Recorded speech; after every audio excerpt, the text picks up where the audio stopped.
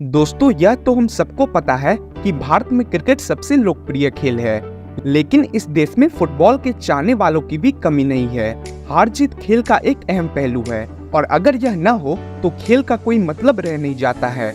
लेकिन कुछ देश में फुटबॉल के प्रति दीवानगी इतनी ज्यादा है कि वहाँ के लोगों को अपनी टीम की एक भी हार बर्दाश्त नहीं होती है। लोगों की इसी दीवानगी ने फुटबॉल की दुनिया में बहुत सारे जुर्म को भी अंजाम दिया है। आज के इस वीडियो में हम उस खिलाड़ी की कहानी सुनाने जा रहे हैं जो 27 साल की उम्र में अपने देश की नेशनल टीम का कप्तान बना। एक शानदार खिलाड़ी होने के साथ साथ वह स्वभाव से बहुत ही शरीफ भी था, लेकिन एक मैच में हुई छोटी सी गलती ने कैसे उसकी जान ले ली। आगे बढ़ने से पहले मेरा आप सभी से रिक्वेस्ट है कि अगर आपने अभी तक हमारे चैनल स्पोर्ट्स सागा को सब्सक्राइब नहीं किया है तो प्लीज इसे सब्सक्राइब कर दे, जहां हम हर हफ्ते ऐसे ही दिलचस्प और रोमांचक कहानियां आपके लिए लाते रहते हैं। यह कहानी 1994 की है, जिस समय फीफा विश्व कप की मेजबानी अमेरिका कर रहा था। इस टूर्नामेंट के मुकाबले 9 अलग अलग शहरों में 17 जून से 27 जुलाई तक होने थे। यह विश्व कप ब्राजील ने जीता था और उसने फाइनल में इटली को पेनल्टी शूटआउट में 3-2 से हराया था। इस विश्व कप में ब्राजील के अलावा एक और दक्षिण अमेरिकी देश था जिसने अपनी बेहद ही मजबूत दावेदारी पेश की थी और वह था कोलंबिया। क्वालिफाई करने के लिए कोलंबिया ने 2 मैचों को छोड़कर सभी मैच जीते थे। एक मुकाबला ऐसा भी आया था जिसमें उसके सामने अर्जेंटीना थी और कोलंबिया ने उस मैच को 5-0 से जीता था। इस मुकाबले के बाद महान फुटबॉलर पेले ने भी कहा था कि कोलंबिया यह विश्व कप जीत सकती है। कोलंबिया की तरफ से खेलने वाले फुटबॉलर आंद्रेस एक अच्छे परिवार में पैदा हुए थे और उन्हें बचपन से ही फुटबॉल का शौक था। जल्दी उनको एक क्लब में डाल दिया गया और धीरे धीरे वह वहां भी अपनी छाप छोड़ते गए। वह शुरुआत से ही एक डिफेंडर के रूप में खेलते थे। 1994 में उनका एसी मिलान के साथ कॉन्ट्रैक्ट हुआ और यह बहुत ही अच्छा मौका था उनके पास कोलंबियाई टीम की छवि को बदलने के लिए, क्योंकि अपने देश में चल रही गैंग वॉर और लगातार बढ़ते ड्रग कल्चर के कारण कोलंबिया टीम की सबसे बड़ी चुनौती यह थी कि वह दुनिया को दिखा सके कि उसके देश में ड्रग्स नहीं बल्कि खेल को तरजीह दी जाती है। भले ही कोलंबियाई टीम वर्ल्ड कप जीतने की एक मजबूत दावेदार में गिनी जा रही थी, लेकिन उनकी टीम के लिए वर्ल्ड कप शुरू होने से पहले ही एक बड़ी चुनौती आ गई। दरअसल टीम के सबसे अनुभवी गोलकीपर रेने हिगुटा पैब्लो एस्कोबार से मिलने के लिए जेल गए और उनकी फोटो सामने आ गई। अमेरिका में विश्व कप होना था और पैब्लो के पीछे अमेरिका हाथ धोकर पड़ा हुआ था, जिसके बाद कोलंबिया घुटनों पर आ गया और विश्व कप की टीम से गोलकीपर रेने हिगुटा को बाहर करने पर मजबूर हो गया। टीम में बदलाव के कारण कोलंबिया को सबसे बड़ा झटका लगा और टीम मैनेजमेंट को एक नए गोलकीपर को लाना पड़ गया। 2 दिसंबर 1993 को कोलंबिया के सबसे बड़े ड्रग लॉर्ड पैब्लो एस्कोबार की हत्या कर दी गई थी। पैब्लो एस्कोबार के मरने के बाद उसकी गैंग बिखर गई और हर कोई अपने आप को बॉस समझने लगा और साथ ही कोलंबिया में दूसरे गैंग भी ऊपर उठने लगे। इसके बाद कोलंबियाई टीम को धमकियां मिलने लगी और उन पर हर हाल में विश्व कप जीतने का दबाव बनाया जाने लगा था। विश्व कप में कोलंबिया का पहला मैच 18 जून को रोमानिया के साथ हुआ और वह मैच कोलंबिया 3-1 से हार गई। बताया जाता है कि इस मुकाबले में कुछ समय पहले ही टीम में शामिल किए गए नए गोलकीपर से कई गलतियां हुई, जिसकी वजह से यह मुकाबला कोलंबिया को गंवाना पड़ा। अब उनका अगला मैच 22 जून को अमेरिका से था। रिकॉर्ड कोलंबिया के साथ थे, क्योंकि इससे पहले अमेरिका के साथ हुए सभी मैच उन्होंने जीते थे। आगे जाने के लिए किसी भी टीम को 3 में से 2 मुकाबले जीतना जरूरी था और कोलंबिया पहला मैच हार चुकी थी, जिसके कारण अब उन पर बहुत ही ज्यादा दबाव था, क्योंकि ड्रग्स माफियाओं ने पहले मैच में काफी मोटा सट्टा लगाया था जिसको वो गवा बैठे थे। इस बड़े मुकाबले से पहले की रात टीम की एक मीटिंग हुई और इसमें कोच अचानक से रोने लगे।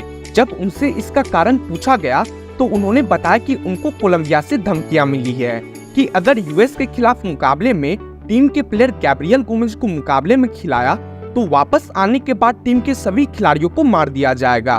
उन्होंने कहा कि मैं एक खिलाड़ी की वजह से पूरी टीम की जान को जोखिम में नहीं डाल सकता और इस मुकाबले में गोमेज को नहीं खिलाने का फैसला किया गया। इसके साथ ही टीम के खिलाड़ियों को भी धमकियां मिल रही थी कि अगर कल का मैच हार गए तो तुम बचोगे नहीं। अमेरिका के खिलाफ करो या मरो के मैच में कोलंबिया की टीम शुरुआत से ही दबाव में दिख रही थी और मैच के 35वें मिनट में एक ऐसा पल आया जिसने सब कुछ बदल कर रख दिया। अमेरिका के खिलाड़ी कोलंबिया के गोल पोस्ट की तरफ गेंद लेकर बढ़ रहा था, तभी आंद्रेस उसके ऊपर लपकते हैं और आंद्रेस इसमें सफल भी हो जाते हैं और वह गेंद को किक करते हैं। लेकिन बदकिस्मती से गेंद गोल पोस्ट से दूर जाने की बजाय सेल्फ गोल में तब्दील हो जाती है। इस सेल्फ गोल के साथ ही मुकाबले में कोलंबिया 1 गोल से पीछे हो जाती है। बाकी के बचे समय में दोनों टीमें 1-1 गोल करती है और मुकाबला 2-1 पर खत्म होता है। इस मुकाबले में हार के साथ ही कोलंबिया का विश्व कप जीतने का सपना टूट गया। मैच के बाद एक्सपर्ट्स का यह मानना था कि अगर वो सेल्फ गोल नहीं हुआ होता तो कोलंबिया टूर्नामेंट में आगे जा सकती थी। अब उसका एक आखिरी मुकाबला स्विट्जरलैंड से बचा हुआ था, जो कि सिर्फ औपचारिकता मात्र था। इस अंतिम मुकाबले को कोलंबिया 2-0 से जीत लिया, लेकिन जो नुकसान होना था वो तो हो ही गया था। अमेरिका के खिलाफ हुई एक गलती से आंद्रेस पूरे कोलंबिया में विलन बन गए। फुटबॉल विश्व कप खत्म होने के बाद आंद्रेस एस्कोबार दुखी थे। उन्होंने प्लान बनाया था कि वह कुछ दिन अपने परिवार के साथ लॉस वेगास में जाएंगे और घूमेंगे। इसके साथ ही कोलंबिया से खबर आ रही थी कि लोग गुस्से में हैं। उनको लोगों ने सलाह दी कि वह अभी कोलंबिया वापस न जाए, क्योंकि देश के हालात सही नहीं हैं और उनको काफी खतरा है। लेकिन आंद्रेस ने कहा कि गलती मेरी है और मैं वहां के लोगों का सामना करूंगा। वह मेरे लोग हैं और मैं उनसे नहीं भागूंगा। 8 दिन बाद आंद्रेस कोलंबिया लौट आए और उन्होंने माफी भी मांगी। परिवार और दोस्तों ने भी उनका हौसला बढ़ाया, लेकिन फिर भी उन्हें कुछ समय के लिए घर में रहने की नसीहत दी गई। कुछ समय घर में बिताने के बाद जब वह एक दिन घर में बैठे बैठे बोर हो रहे थे तो उन्होंने दोस्तों से मिलने जाने का प्लान बनाया। गाड़ी में वह निकलते और एक क्लब जाते हैं, वहाँ ड्रिंक लेते हैं। यहाँ पर उन्होंने लोगों से बात की और कुछ ने उनको समझा तो कुछ ने उन्हें भला बुरा भी कहा। ड्रिंक लेने के बाद आंद्रेस गाड़ी की तरफ पार्किंग में जाते हैं तो वहाँ 4 लोग पहले से खड़े थे जो उनको ताने मार रहे थे। आंद्रेस उन लोगों को अनसुना करते हुए आगे बढ़ते हैं, लेकिन वह लोग उनके पीछे पड़ जाते हैं, जिसको देखते हुए आंद्रेस वहाँ से निकलने की सोचते हैं और अपनी गाड़ी में बैठ जाते हैं। तभी एक गोली चलने की आवाज आती है, फिर उसके साथ दूसरी और तीसरी।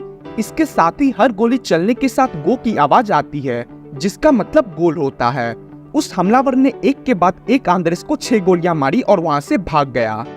कुछ देर बाद वहां पर लोग आते हैं, एक गाड़ी में किसी शख्स को लहलहान देखते हैं। आंद्रेस उस समय गाड़ी में औंधे मुंह गिरे हुए थे। जब उनको सीधा किया गया तो लोगों के होश उड़ गए। सभी हैरान थे और यह खबर आग की तरफ फैल गई कि आंद्रेस एस्कोबार को गोली मार दी गई है। उनको अस्पताल ले जाया गया, लेकिन डॉक्टर्स ने उनको मृत घोषित कर दिया। सुबह होते होते पूरी दुनिया में ये खबर फैल गई और सभी ने अफसोस जताया कि एक शानदार प्लेयर को सिर्फ सेल्फ गोल के लिए मार दिया गया, जो कि अपने आप में बेहद शर्मनाक है। इसके बाद खबरें आई कि कुछ झगड़े के बाद कत्ल हुआ, लेकिन चश्मदीदों ने बताया कि हर गोली के बाद गो कहा जा रहा था। इसके बाद पुलिस ने जांच शुरू की और 2 लोगों को पकड़ा गया। यह दोनों भाई थे और इनको 41 साल की सजा हुई थी। हालांकि अच्छे व्यवहार के कारण उनको 11 साल में छोड़ दिया गया।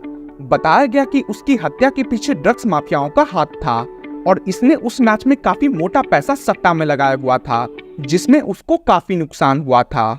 उनके अंतिम संस्कार में 1.25 से 1.5 लाख लोग सड़क पर उतरे थे, जिससे उनकी पॉपुलैरिटी का पता चलता है। आंद्रेस को 2 जुलाई को गोली लगी थी, लेकिन विश्व कप 27 जुलाई तक चला। आगे के सभी मैचों में लोगों को आंद्रेस के समर्थन में बैनर लिए हुए देखा जा सकता था।